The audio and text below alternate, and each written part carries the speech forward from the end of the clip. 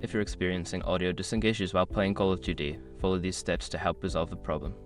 This guide will walk you through troubleshooting and fixing the audio delay. Step 1. Check your audio settings. Ensure that your audio settings in the game are configured correctly.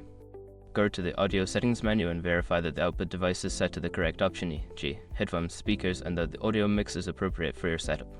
Step 2. Update your drivers. Make sure your audio drivers are up to date.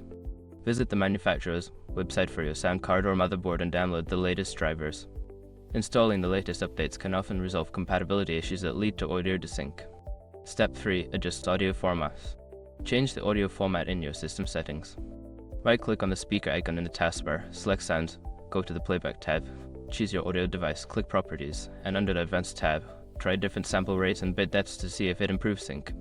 Step 4. Disable audio enhancements. Sometimes, audio enhancements can cause delays.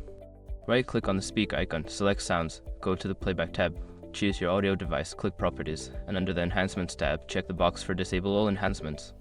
Step 5. Restart the game. After making changes to your settings, restart Call of Duty to ensure that all adjustments take effect.